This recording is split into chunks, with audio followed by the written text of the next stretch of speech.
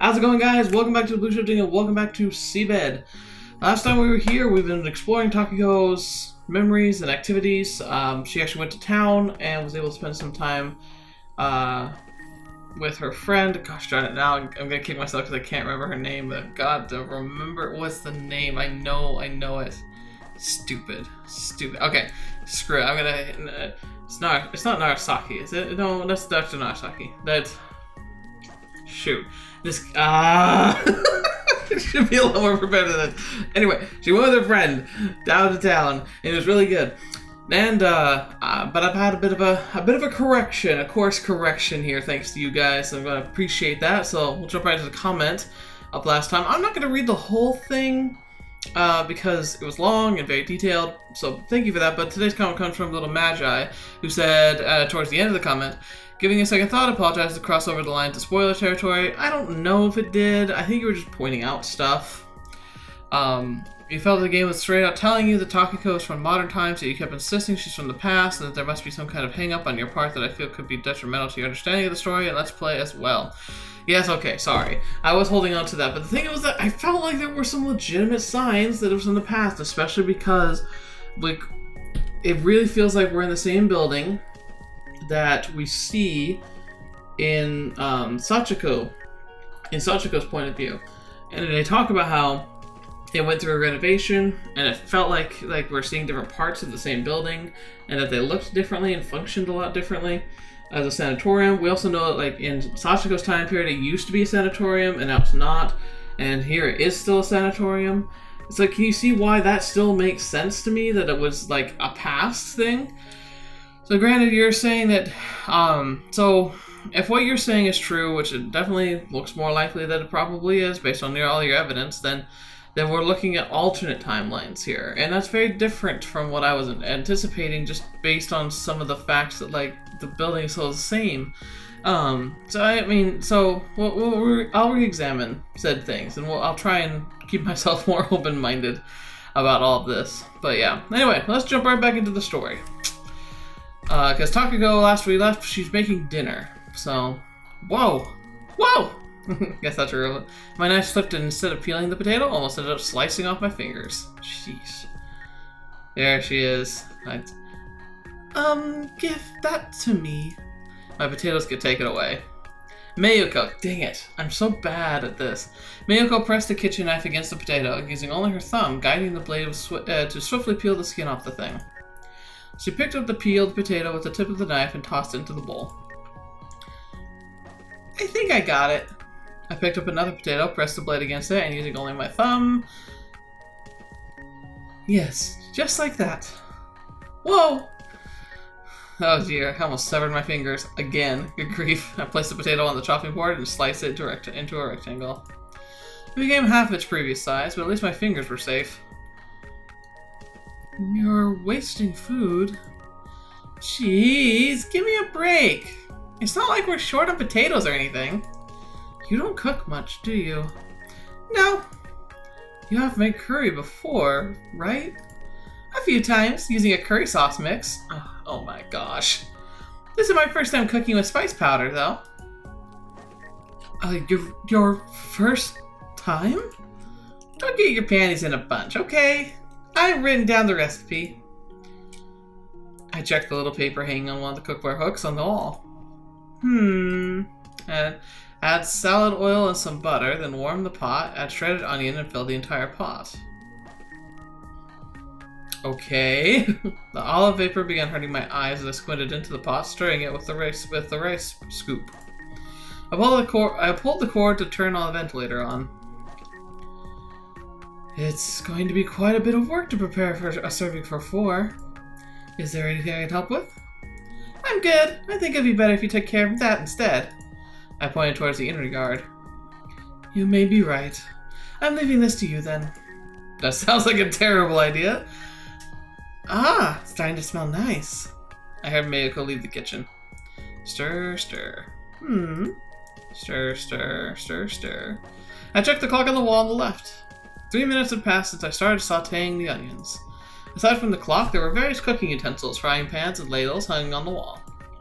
Bottles of salt and sugar rested on the shelf in front of me, as well as the can of cinnamon and a bag of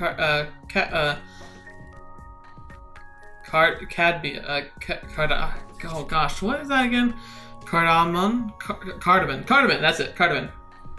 I bought yesterday. Why is it giving me such a hard time? I think it's because I'm tired. It's been a really long week. There was a window below the shelf through which I could see part of the inner yard. Stir, stir. I stopped stirring in the same direction and tried flipping the onions over. A wisp of smoke escaped from the bottom of the pot, making me cough. Uh-oh. I hurriedly lowered the intensity of the flame. Oh, that's not good. The onions on the bottom all looked pretty brown. Once the onions released water and settled on the bottom of the pot, add water, curry powder, seasoning, then simmer. Mayuko returned to the kitchen by the time my dish was turned into curry vegetable soup. It smells good. 'Cause I made everything myself, starting with the powder. It definitely smells more like the real deal compared to the store-bought sauce mix. As I scooped up a bit of it with my rice scoop, I saw it dribble down like soup. I might have made it a bit too thin. Well, the nice thing about cooking when you make something too thin is that if you turn it down to a simmer, things won't you can boil off the water, but you won't burn anything. Maybe it just needs more time to simmer. I made the flame a bit stronger. By the way, what are you doing there? Oh, that's what, gosh darn it, can't tell who's talking! She said, by the way, what are you doing there? It's going to be a surprise. Mayuko took a bowl from one of the shelves and added flour, salt, and some water into it. Sounds like biscuits. Udon? I'm not gonna turn this into curry into an udon curry. I won't be udon. It won't be udon. Oh, that's right! Remember how there were a couple with those huge shopping bags walking ahead of us back in the shopping district? Whoa, was there? When I tried to get past them, I hit my head against the sign. Look! Ah, I remember now. I brushed aside the hair from my forehead to show Mayuko my lump. Okay. Looks like it's swollen up a little. That's why I keep saying it's rude to take an entire sidewalk for yourself. You could have said excuse me and had them open some space. I'd probably hurt that guy's feelings if I made him look like a fool in front of his girlfriend. Okay, Takako, come on, be realistic here. You're actually considerate when it comes to that? But I see bicyclers ring their bells all the time. I wonder if I should be carrying a bell too. What's the difference? I don't know. You can take off a bicycle. It's not that hard. That might be a good idea. But don't you think that would result in an even more embarrassing situation? Then what am I supposed to do? Maybe you don't need to get past them and just stay behind. I heard the bubbling sound and glanced at the pot. I licked a bit of my dish off the side of the ladle. It tastes burned. Mayuko stopped kneading the dough. Can I see? She took the ladle and had a taste of the curry. Uh-oh. It's burned. What do I do? Mayuko scooped up a bit of each ingredient from the pot, testing their taste. Some of the ingredients seem to still be okay. Do you have any curry powder left? Almost none. That's too bad. I glanced at the clock. It was 3 p.m. Well, that sucks. My wife actually made curry a couple weeks ago. It was really, really good. After dusting off and carrying the table and chairs from the storeroom, we covered the table with 2 tablecloths. One was gray and had an intricate design onto its edges, while the other was a reddish color with a spotted flower pattern. I was changing the lights when I heard Mayuko walking down the corridor. It looks better than I thought. What about the food? I managed to save it. Oh, I knew you could do it, Mayuko. Thank goodness. You owe me. Of course, just say the word. I'll do whatever you want as thanks. I'll try to think of something then. After finishing, I climbed down the stand, only to have Mayuko suddenly run her hand through my hair. Hello? You're all covered in dust. Are you planning to participate in the party looking like this? I'll go take a bath once I'm done with these. I showed her the garland made of colored paper. It certainly has a Christmassy feel. When did you have time to make it? Yesterday. When Mayuko took one of the ends in her hand, her face clouded over. It's because you stay up late making things like this that... please don't pour salt on my fresh wound. Bath time. I could see a violet-tinted sky and some tree branches through the large bathroom window. I didn't turn on the lights, but it wasn't too much darker in the room than outside. Oh boy, hello. Oh, it's her! Of course it's her. Ah, great. You two be kind, I promise. This is nothing, it's nothing like you think it might be. I spotted Kozua washing her small body in front of one of the mirrors. You're quite extravagant taking evening baths at your age. What do they have to do with extravagance? I'm talking about your time with soaking the bath on the weekend and cooling yourself off with a can of chilled beer before dinner. For the average person, that's the pinnacle of extravagance. You sound like an old man. At least let me be a woman. Whatever. Kozua poured another bowl of water on herself and moved to the tub. Who is she? Who are you? Did you decide on what to wear for the party? Were you actually serious about that? To an extent. I doubt the others would care too much about the dress code. Well, not like I mind. Then don't ask for nonsense to begin with. I don't get out much around here. I thought it'd be cool to dress up with everyone at least once a year. I see. I didn't expect you to actually have a reason. You think I'm just messing around all the time, don't you? Well, you kind of are. Not really. I glanced at the purple sky one more time and stood up. The water was splashing all around me. I'll get out first. Kozua made a brief nod. Okay, well, cool. She's here. I don't know what's happening. I hurried through the chilly corridor. The mansion had warmed up a little during noon, but the warmth escaped as soon as the sun went down, leaving only this chill. Through the window, I spotted a full moon shining faintly in the sky. I closed the door as soon as I entered the room. Phew! It's so nice and warm in here. Welcome back. Mayuko turned to me. I almost froze to death in the corridor. The kerosene stove flame gently flickered under the kettle placed on it. I see you've already changed. Does it look good on me? You look pretty handsome. It would look better if your collar wasn't crooked, though. Whoops! Mayuko pointed at her own neck. I fixed my collar right away. The tea's almost done. Oh, cool. I'll have some. I'll bring your dinner while you drink, said Mayuko as she left the room. I was left alone in the room with only a table, 4 chairs, each with different designs likely stemming from different periods, and a bunch of garlands around me. The first chair was deep red wine-colored with a red cushion and high backrest. The second was embroidered with green velvet and looked almost like it came straight from England. The third one was country-style chair made of oak. Finally, the last one looked like it was from a Victorian era, with cat-like legs and a delicately embroidered flower pattern on its fabric. Interesting.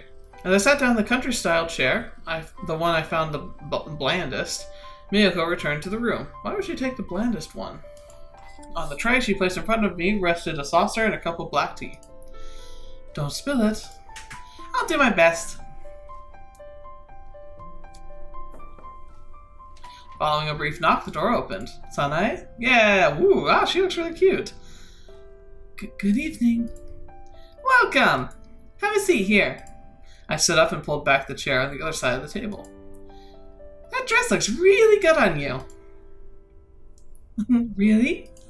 I wasn't sure what people usually wore to parties, so I was worried I might have overdressed. Don't worry, it looks radical. Interesting word. Huh? Where did you even learn that word? Sanae was wearing a long purple skirt and a pink blouse with open sleeves that highlighted the curves of her body quite nicely. The pink scarf and ribbons also added to the overall allure of the design. I just thought cheap clothes would look good on you, but a dress like this is even better. Thank you. Sanae sat down in her chair, visibly conscious of her open sleeves. Do you want a shawl?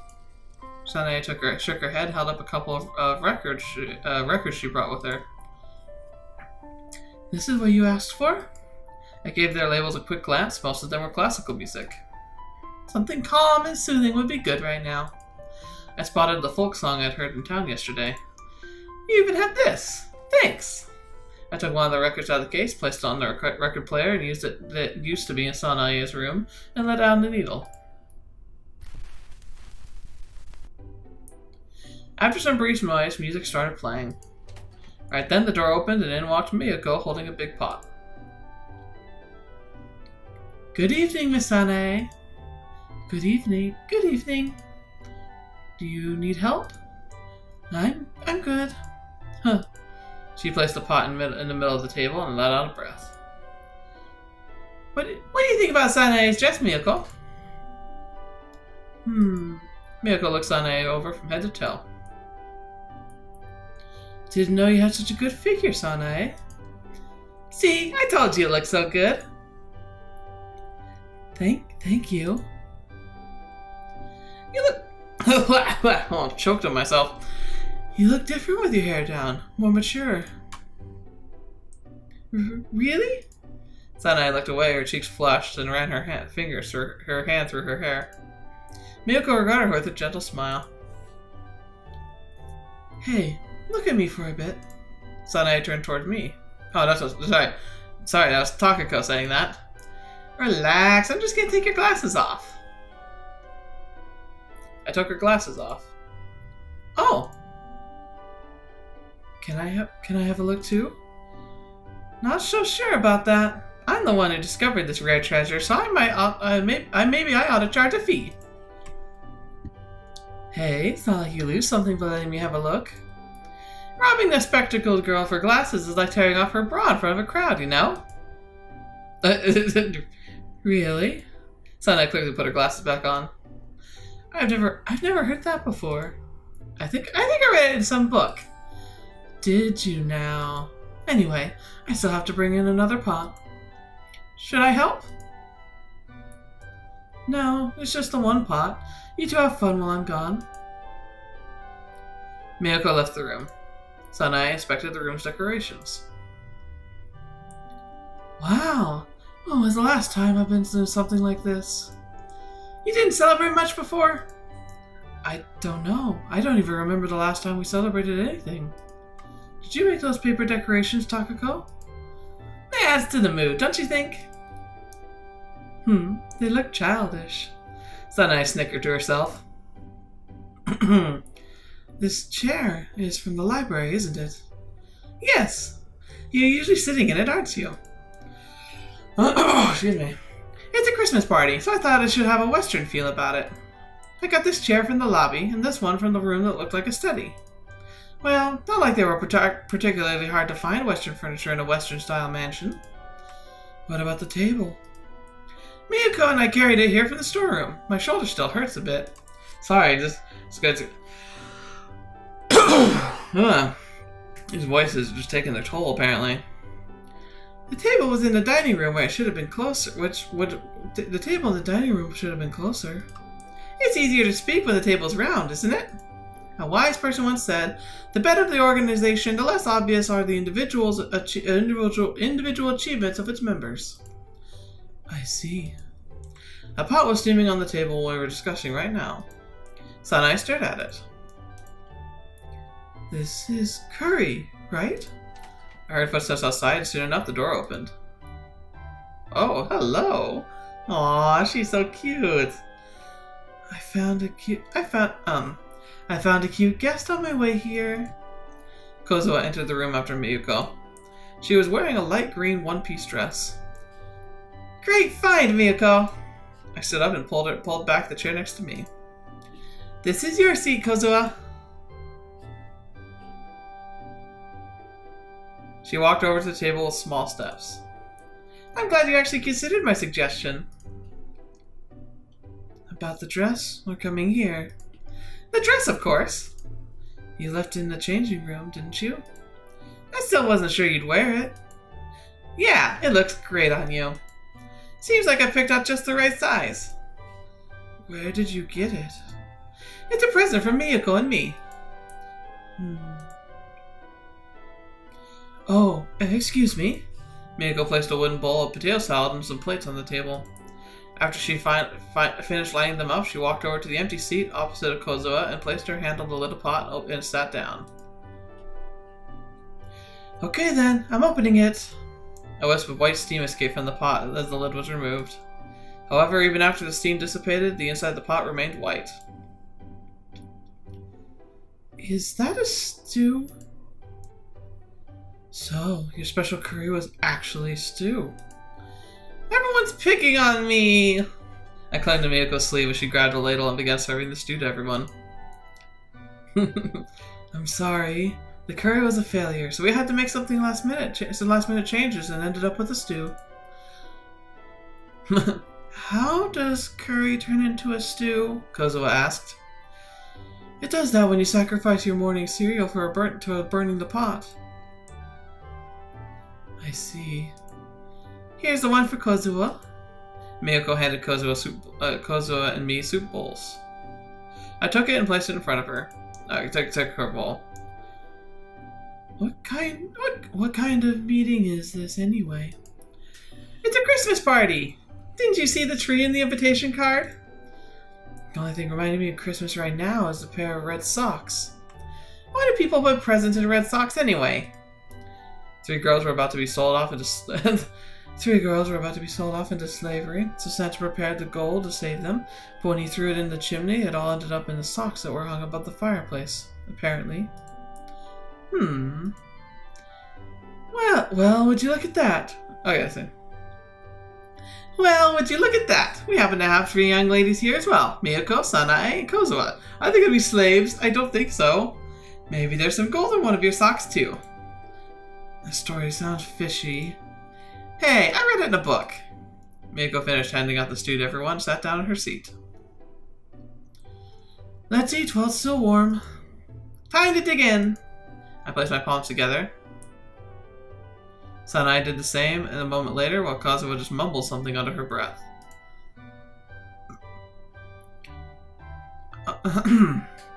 Oh, it came out pretty well after all. I clicked, I don't know why.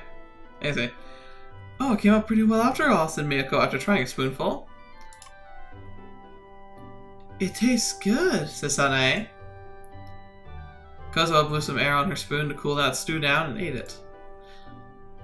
Would have felt more like Christmas if this were curry, though. I said, oh, sorry. It would have felt more like Christmas if this were curry, though, I said to Kozuha. Kozuha narrowed her eyes. Why? Stew feels like a winter dish to me, while curry is more fit for summer, in my opinion. Kozuha nodded in response to Mayuko's words. Oh, that's what Mayuko said. Gosh darn it, how come I can't tell who's talking? That's gonna be my biggest #1 complaint of this freaking visual novel, is I can't tell who's talking. Even if I weren't trying to do the voices, I'd find that annoying. I agree. What about you, Sanae? Sanae looked up in response to having been addressed, still chewing on a carrot. Stew is for winter, I suppose. So, you're only saying that because you like curry, Takako? I feel like a foreigner all of a sudden. I sliced a soft steamed potato in half with my spoon and put it in my mouth alongside a small portion of the stew. Well, that was fun, if confusing. But fun! That's what's important, right? Ooh, we're playing some games. After we got rid of all the dishes, the only thing left on the table was a lone pencil holder. It was filled with pencils of various lengths and age. Mayuko took a red pencil out of it. The empty space it created was then promptly filled up by the other pencils, making the whole thing even more unstable. That was like fun. It's like a combination of pick-up sticks and Jenga. The purple one is next, Takako. I'm not sure it's even possible at this point. I grabbed the purple pencil and swiftly pulled it out. Losing its support, the pencils fell and scattered across the table. Ugh, I lost again. It's because you're doing it too fast, said Sanae. The grandfather clock in the lobby struck the hour. Excuse me for a bit. I stood up. Oh, that's what she did. Excuse me for a bit. I stood up and left the room.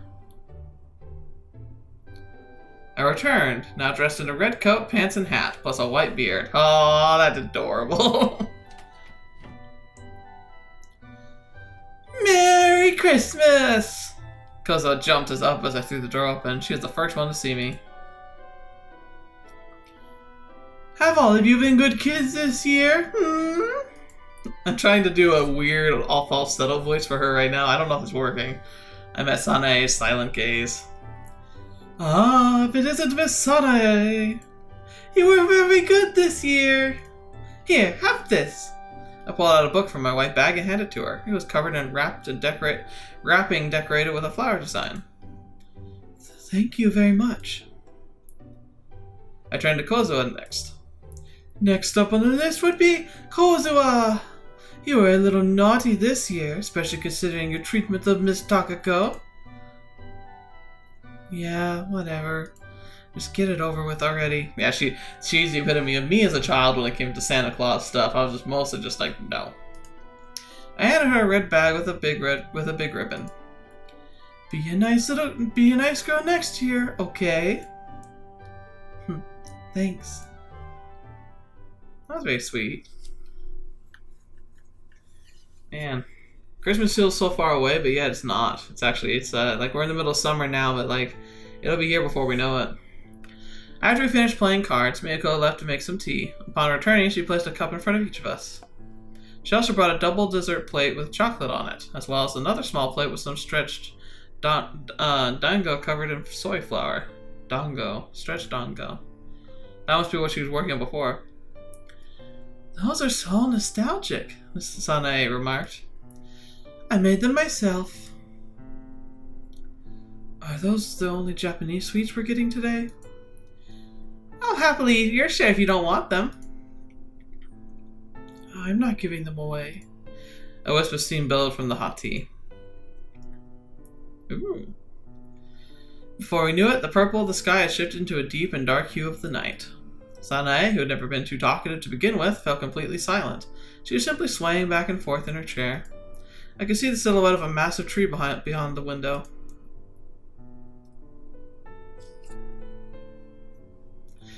I think it's about time I turned them on.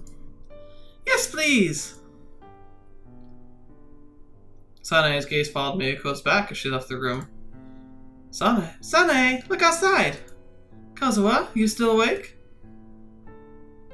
I'm not sleeping. Okay. And I switched off the lights. Darkness enveloped the room. The faint glow of the stars, the only source of light. And oh, that's awesome! I love the Santa beard on Takako. That's adorable. I narrowed my eyes, trying to get used to the dark. Yet before I had time to do that, a warm light reached me from outside. Countless orbs of light drifted in the air. Kozuha approached the window and looked outside. Is that a Christmas tree? Sanae asked. The camphor tree has lights on it. I heard the door open behind us, and Mayuko entered the room. How does it look? It's beautiful! Though maybe we should have brought more lights. That looks like plenty to me. The blinking lights of the camphor tree illuminated all of us. Kozuha by the window, Sanae in her chair, as well as Mayuko and myself chatting by the door. Aww. I'm really excited. Christmas is one of those interesting seasons. Though, actually, it's interesting because like my wife and I are really debating about something. And that's about the Santa Claus myth. Hopefully no one's watching this who still believes. If you still believe in like all the things of Christmas, you may want to depart now. I don't know. I remember as a kid feeling kind of disturbed that my parents would lie to me about something like Santa Claus so vehemently. And that even when I kind of heard the rumor for the first time that it was all just kind of a made-up thing, like they stuck with it for a while before finally confessing to me that it was all kind of a ruse. And that makes me, I don't know, there's a part of me that just, I don't want to do that to my kids. I really think we might be weird like that, but me and my wife have talked about it, and we're pretty sure, while we're going to definitely like talk about Santa Claus and like what he represents, but I don't think we're ever going to try and convince our children that he's a real person or that he visits them and gives them presents. Like, I want them to, oh sorry, clicked something. I want them to understand the spirit of Christmas. I want them to understand that Santa is often a a kind of a pen name for people who want to give gifts anonymously, you know, so that like it's not something that you do out of like vanity or to try and get like praise. It's something you do just to genuinely try and uplift somebody else and to give them just that wonder of feeling like there's somebody out there who's watching out for them. But I just feel like telling children that there's a guy sneaking into the house and dropping off presents for them is just, I don't know, it just feels wrong somehow. I'd rather my kids feel like they are Santa than feel like they're just getting presents from Santa. And so I don't think we're going to perpetuate that story. I'm going to have to try and be careful and help them not tell everyone else, because I'm sure that could be a problem at school in the future, but I want them more to appreciate the meaning of Christmas and the meaning of Santa rather than believing in a real jolly elf that comes sneaking down our chimney, which we actually have in my house. I don't know. I'm sure some people would disagree. As a matter of fact, one of my roommates and good friend of mine from college was vehemently opposed to this idea. He was on the complete other side, and his argument was that the Santa Claus myth adds a spirit of magic and wonder that's so fun to grow up with and have. And he felt like while he was a kid, having that sense of magic and mythology feeling so tangible and real was like, it was a wonderful feeling, and that he almost wishes he could still have. But I don't know. It's interesting. So I guess if I'm going to ask a main question here, and it's so weird asking this in the middle of August, but what do you guys think about, like, Santa Claus? Like, and if you have kids or foresee yourself having kids, do you plan on telling them and giving them presents from Santa, or is that something that you, kind of like me, think is a little odd and might want to break the tradition of? It's interesting. It's just something worth thinking about, and I'm curious what you guys think. So, anyway, let's move on. The Christmas party continued even after the clock had struck 10. After admiring the bright lights of the tree, we returned to our seats and spent the rest of the time talking over cups of tea. As the clock struck the hour again, Mayuko suggested calling it a night and sent Sanae back to her room. Sanae wanted to stay and help with the cleanup, but Mayuko wouldn't hear it. Meanwhile, Kozawa had fallen completely silent by 9:30. Her eyes looked even more drowsy than usual. Gosh darn, my boys stay up later than her. When Mayuko told us to wrap things up, she silently stood up and left the room, just like that. With no one left to talk to, I had no choice but to help Mayuko clean up. Mayuko tried refusing my help again, but I ignored her, and placed the remaining glasses on the tray and carried them to the kitchen. Even during the party, Mayuko kept carrying out plates as we cleared them, so right now, the only things that were left were just a few glasses and a plate with some snacks. Wish I was as good at cleaning as she is. I need to just be better. Is this all? Is this all? Asked Mayuko as I placed the glass into the sink. Yes. Feel free to return to your room and have some rest. What about you? I'll go back to my room as soon as I finish washing these glasses. Mayuko turned the handle of the water tap and began polishing one of the glasses, and the sink gradually filled up. I'll return to night duty room then. What? Are you planning to sleep there again? I worked hard today. I have no energy to climb the stairs. Mayuko turned the water tap handle in the opposite direction once the sink had completely filled up. I suppose it can't be helped then. Yep. Anyway, I'm off. See you. After getting permission to sleep in the night duty room, I left the kitchen. Well, kind of crowbarring your permission. I doubt I'll be late, but feel free to go to sleep before me, said Mayuko as I left. I gave her my reply and continued outside.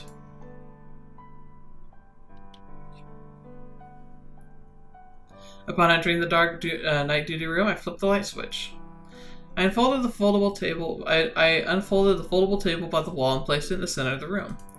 As I sat down in my usual spot, I noticed two folded up futons in the corner. I stood up, picked them up, and placed them somewhat closer to the table. After that, I sat down in front of the table and rested my head on my arms. I let all the energy out of my body, like escaping an inflatable boat. I must have been even more tired than I thought. Oh, wow. I closed my eyes. I remained still for a while, my mind empty of thoughts. Soon enough, I realized that I'd lost track of time. My body felt heavy as lead. Nonetheless, I mustered all the strength I could and slowly pushed myself away from the table. I rose to my feet, staggered awkwardly towards the cupboard like some robot from an old movie. I opened its glass door and took out my notebook. Finally, I sat back down on the futon. The only thing on the notebook's leather cover was the name of its manufacturer. Mayuko said it was sent to me by an anonymous letter.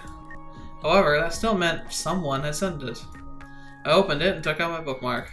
I read it little by little whenever I had time, and by now the stack of pages on the right had grown thicker than the pages on the left. What I read so far was basically a diary about my childhood.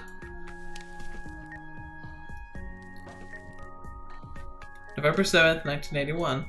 Today we visited an aquarium as part of a field trip. We boarded the bus at the entrance of the school, drove down the street, and after a dozen or so minutes spent on the highway next to the sea, reached the official border of the town.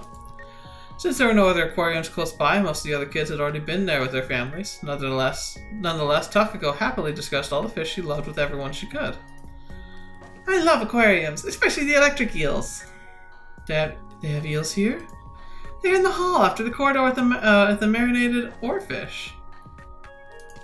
That thing was amazing too. It was long enough to reach the ceiling of our gym. Was it that big? The noisy chatter of the students filled the bus. I glanced at the window to see the sea beyond the breakwater along the highway. Their water sparkled as it reflected the rising sun. The teacher told everyone to keep down, and the noise disappeared for a few moments, only to start up again a bit later, because that's how kids are. Alright, time passed. To enter the aquarium, we had to pass through the spinning teardrop-looking thing one by one. The tetrapod, tetrapod.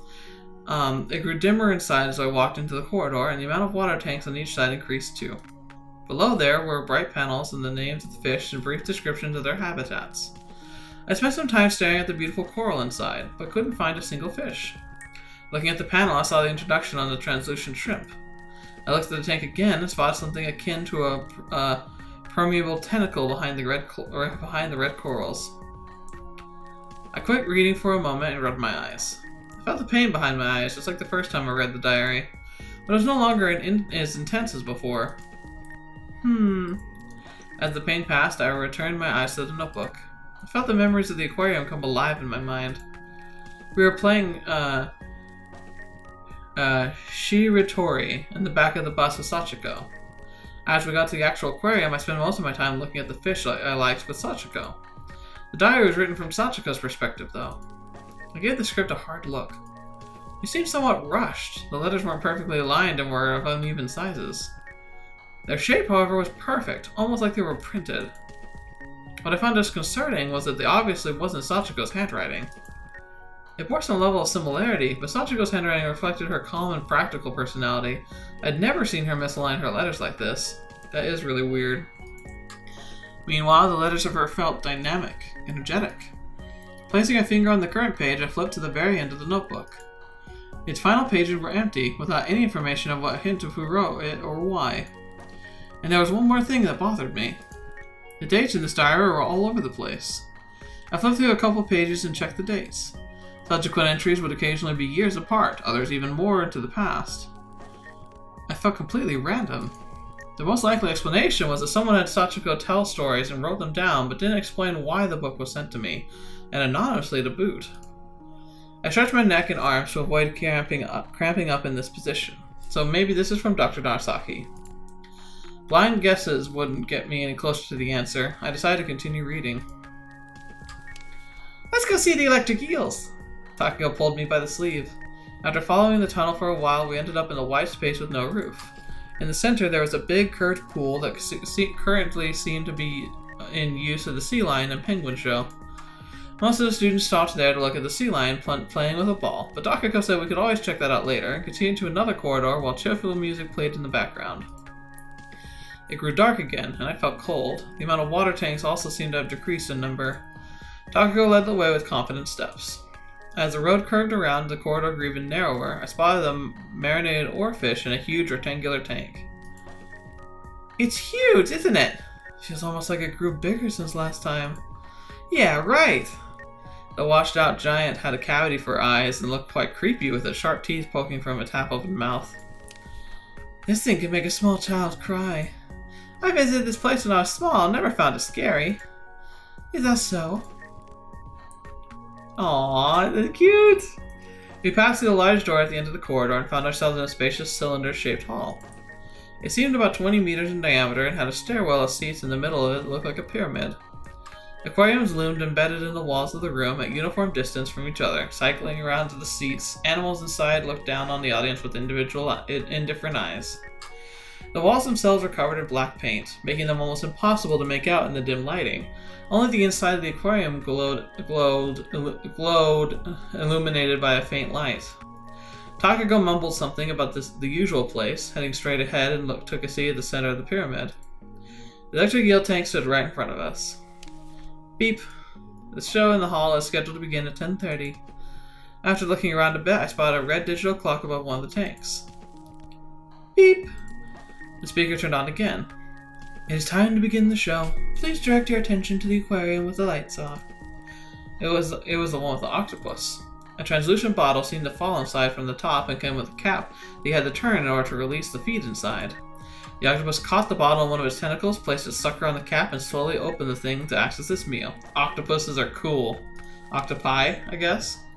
Most people don't realize just how intelligent octopuses are. Or so the voice from the speaker claimed. A moment later, the lights in the neighboring tank lit up. Next, please observe the parrotfish. A couple of colorful rings were lowered into the tank. This fish swam through all of them after getting some feed, circling around and passing through the rings again. It swam at normal speed while circling around, but got really fast when it passed through the rings. Then the lights on the neighboring aquarium lit up.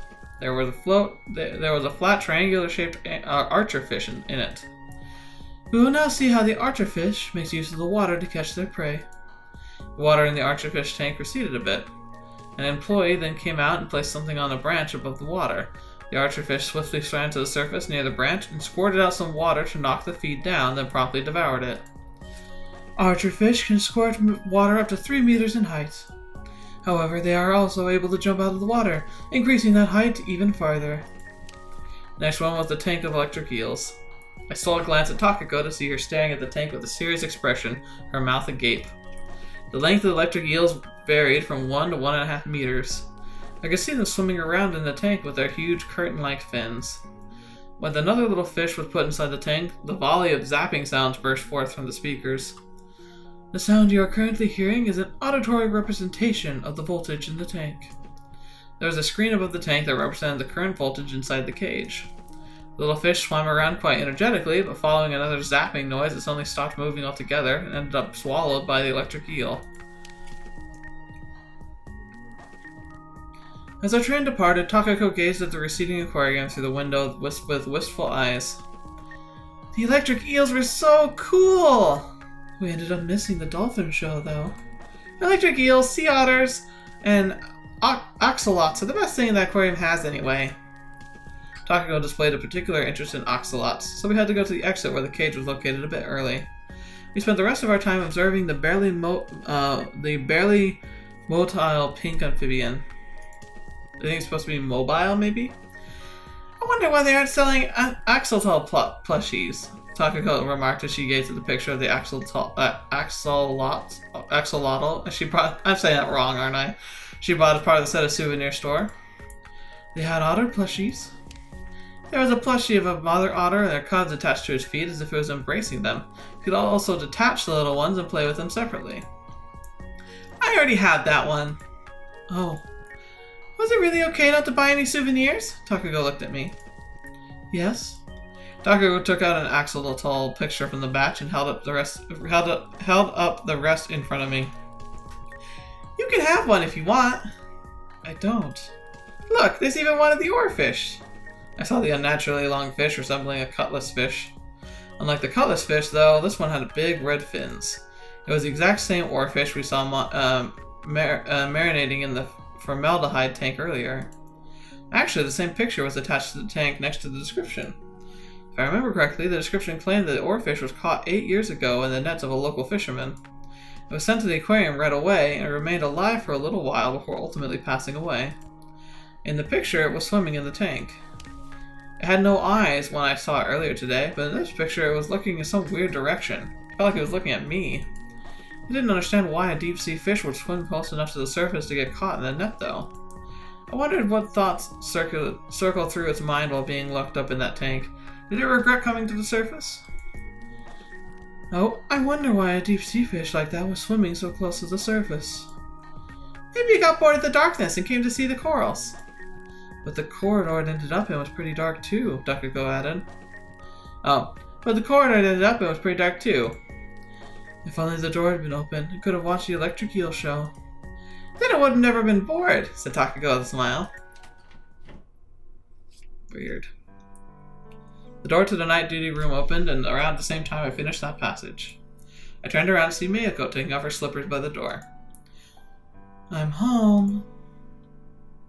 Welcome back. Mayuko passed by me, glancing at the notebook in my hand, but didn't seem like she was particularly concerned about it. She grabbed a cup from a small cupboard in the kitchen and filled it up with water. Oh, I'd like some water too, I said as I placed the notebook back on the shelf. Mayuko washed the cup she had just drunk from, filling it with water again, and handed it to me. I took it. Maybe the temperature outside was to blame, but the water felt so cold I could have sworn I just swallowed a chunk of pure ice. Mayuko sat down in front of me and let out a breath. Do you like aquariums, Mayuko? I used to visit them a lot when I was little. Why? Same here. I kind of remember my trips to one just earlier. Do you have any fish you're especially fond of? I like clownfish. I'd say I'm pretty fond of colorful southern fish. And the corals in the aquariums always look so pretty. What kind of fish is the clownfish? Mayuko made a fish shape out of her hand and she described it. It's orange and has a frame shaped like this. It also has 3 white vertical lines going through its body. Oh, and it tends to hide among an enemy. It's especially cute to see if it carefully peeks its face out from them. That sounds like an anemone fish. Anemone fish? I don't know that one. I'm pretty sure the sign said clownfish though. It sounds kind of cute, so I remember it pretty well. It sure sounds like you were describing an anemone fish. Or is that supposed to be anemone fish? Maybe that might have been anemone. What kind of fish do you like, Takako? Electric eels. Electric eels? The ones letting out that zapping noise, right? The aquarium creates those sounds to make it easier to understand what's happening. So I guess the aquarium you visited had them too, huh? Yeah. I even got a little startled when that sound came out of nowhere and as I passed the area. Are there any other fish you like? They're not fish, but I was looking forward to seeing otters and axolots. Me too. Axolots got wildly popular amongst everyone because of that television commercial. That sure brings back memories. I'm glad you like them too. Seeing them slowly move around is totally relaxing, and the dumb face they make as they open their mouth is so cute! Mayuko smiled. I'm relieved to hear you like cute things too. I was worried you'd say killer whales or sharks after those electric eels. I decided not to mention the oarfish. I like cute things as much as the next person. It's just that I have more curiosity than most. You certainly do, Mayuko agreed with a nod. By the way, axolots are related to salamanders, right? I wonder if they grow big and change colors once they come of age. Axolots retain their juvenile features when they grow. It's called neoteny, I think. But I heard that they can change, depending on the environment. They lose their gills and adapt to lung breathing and end up looking kind of like lizards. Or at least that's what's written in the description. I see. I read it countless times. You sound like you really liked aquariums. How about we all go to one sometime later? Are there any around here? Not anywhere close, but I heard a new one is opening near Osaka. It's pretty big too. That sounds great! When are we going? Let's see. Mayuko felt in thought for a few moments, and then she looked straight at me. We can think about that once we finish cleaning up after Christmas. Aw, that sounds fun. We actually have an aquarium. It's small, but it's nearby here. It's a really fun place. The boys love it, and so we take them there. We have a year-long pass for our whole family, and so we just go there. I think we must have gone there like 20 times now. Mayuko laid down the futon so we finished talking about the aquarium. She asked me where I wanted to sleep, and I said here. I climbed into the futon and closed my eyes.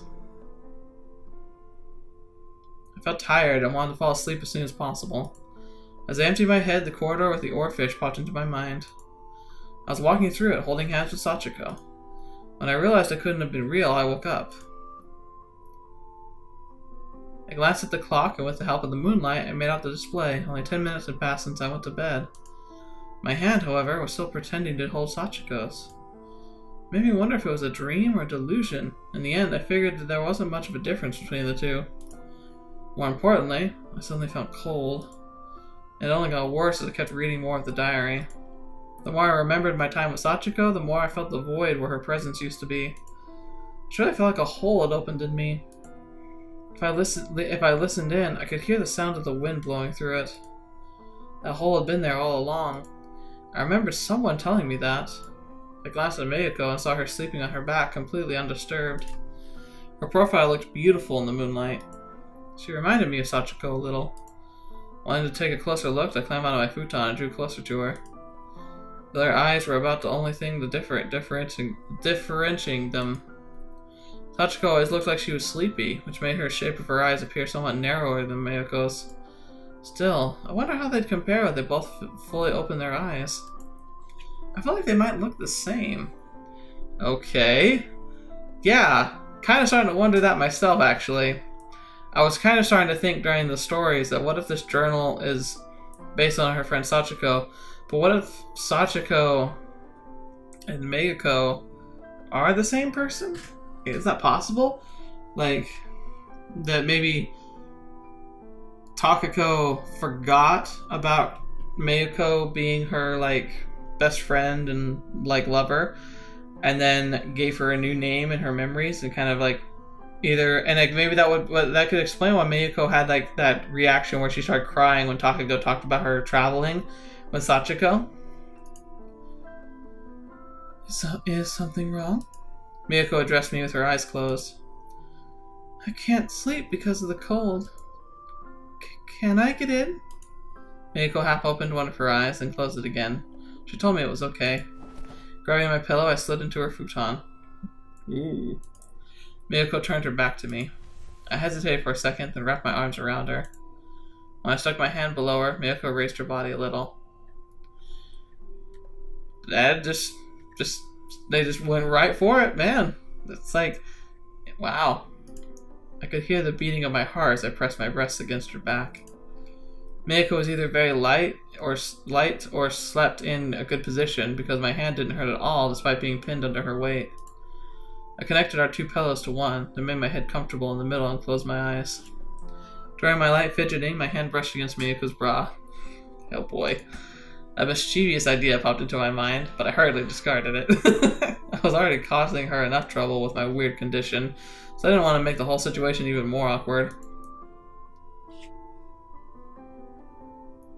As I fell asleep,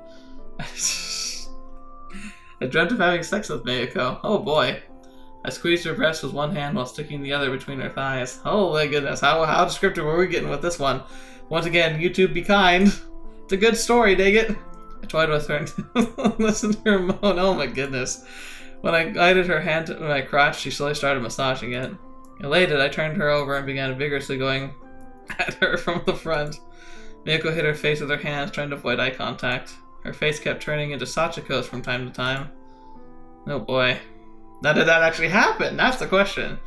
Still felt everything when I woke up in the morning. Before I opened my eyes, I checked my clothes with my left hand. I heaved a sigh of relief. My head hurt a bit. It must have been from the anxiety of my low blood pressure.